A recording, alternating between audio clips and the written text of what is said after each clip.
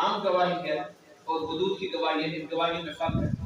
جو عام گواہی ہے، عام گواہی کے لیے دو مردوں کا گواہ ہونا یہ کافی ہے۔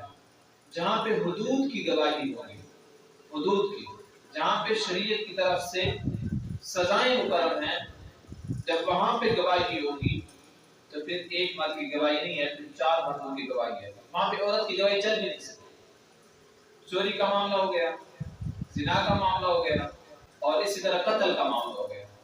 یہ جو حدود ہیں، ان حدود میں عورت کی گواہی نہیں چلتی۔ جہاں پہ شریعت کی طرف سے سزائیں مقرر ہے، عورت کی گواہی نہیں چلتی، مرد کی گواہی چلتی۔ اور مرد کی گواہی بھی چار مرد ہوں گے، ایک مرد کی گواہی نہیں۔ اگر کسی بندے نے کسی کو جرم کرتے ہوئے دیکھا، یہ جو جرم میں نے بتا دی، تو یا تو اس پہ وہ چار گواہ لائے گا جنہوں نے اپنی آنکھوں سے دیکھا۔ اگر چار گواہ اس نے لائے تو ٹھیک، ورنہ اگر وہ اس بات کو آگے پھیلائے گا تو شریعت اس بندے کو سزا دے گی، اور اس کی سزا ہوگی 80 کوڑے۔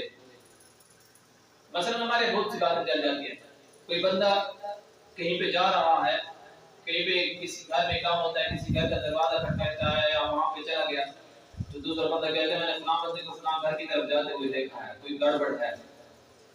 اب یا تو چاہیے کہ یہ بندہ اس پہ گواہ لائے، چار گواہ، صرف جاتے ہوئے نہیں، یہ کہے کہ میں نے اپنی آنکھوں سے دیکھا کہ اس بندے نے گناہ کیا ہے، اور چار گواہ اس کے ساتھ تین گواہ جو مزید ہیں وہ بھی اس بات کی گواہی دیں تو ٹھیک، ورنہ شریعت ایک مسلمان پاک دامن بندے پر تہمت لگانے کی سزا اس بندے کو 80 کوڑے لگائے گی، 80 کوڑے اس بندے کو لگیں گے۔ اگر چار گواہ لاتے تو ٹھیک، ورنہ اس کو سزا ملے گی۔ چوری کا معاملہ کس طرح؟